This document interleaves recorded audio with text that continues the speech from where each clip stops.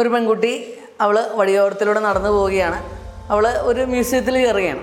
മ്യൂസിയത്തിൽ കയറി അവിടെയുള്ള കാഴ്ചകളൊക്കെ കണ്ട് അതിനെക്കുറിച്ചൊക്കെ മനസ്സിലാക്കിയതിന് ശേഷം അവൾ അവിടെ നിന്ന് പുറത്തേക്ക് ഇറങ്ങുന്നു.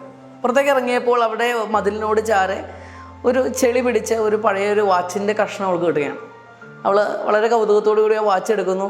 എന്നിട്ട് അതിലുണ്ടായിരുന്ന ചെളിയൊക്കെ തൂത്ത് കളയുന്നു. ഇത് കളഞ്ഞ് അവൾ വാച്ചിൻ്റെ പുറകുവശത്ത് നോക്കിയപ്പോൾ അതിൽ ഇങ്ങനെ എഴുതിയിരിക്കുന്നത് കാണുകയാണ്: it gives you time and it takes your time.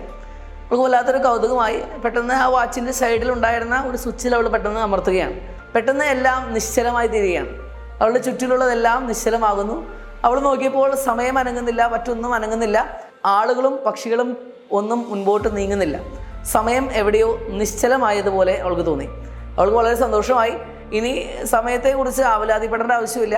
വളരെ രീതിയിൽ ആഘോഷമായിട്ട് അവൾക്ക് വളരെ കൂളായിട്ട് നടക്കാം. അങ്ങനെ വളരെ ലാഘവത്തോടു കൂടി അവൾ അവിടെ ഉണ്ടായിരുന്ന ഓരോ കാഴ്ചകളും കണ്ട് വളരെ ലാഘവത്തോടു കൂടി തന്നെ അവൾ നടന്ന് നീങ്ങാൻ തുടങ്ങി.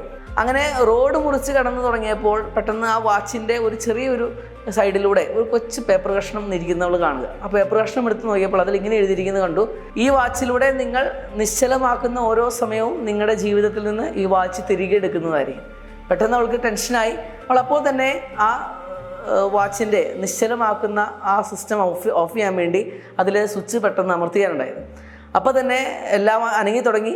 കുറുകെ വന്നൊരു ബസ് അവളെ വന്ന് ഇടിച്ചിട്ട് അവളെ കൊന്നു കളഞ്ഞു. സമയം അത് വളരെ പ്രധാനപ്പെട്ടതാണ്, അത് അമൂല്യമാണ്.